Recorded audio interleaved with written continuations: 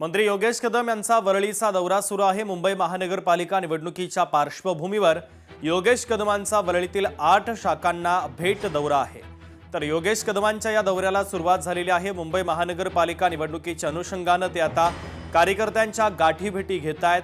वरळीमध्ये ते दौरा करतायत। 8 शाखांना ते भेट देणार आहेत। ही माझी खरं तर पहिल्या शाखेला भेट नाहीये। मागील 5-6 दिवसामध्ये माझी 17वी किंवा 18वी शाखेची ही भेट आहे।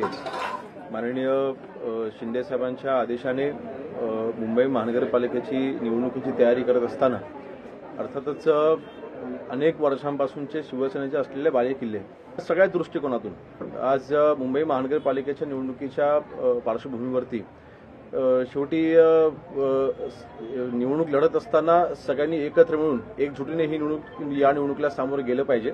त्यासाठी पूर्वतयारी असेल किंवा माननीय शिंदे साहेबांचा जो काही आदेश येईल त्या आदेशानुसार आपण पुढची करायची जी कारवाई आहे त्यानुसार कशी पावलं उचलायची आहे ती सगळी चर्चा करण्याकरिता।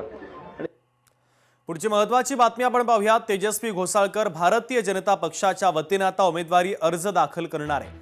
मुंबई महानगरपालिकेसाठी घोसाळकरांचा उमेदवारी अर्ज आहे। तर वॉर्ड क्रमांक 2 मधून तेजस्वी घोसाळकर अर्ज भरणार आहे। उद्या भव्य रॅली काढत आणि शक्ती प्रदर्शन करत उमेदवारी अर्ज दाखल केला जाईल।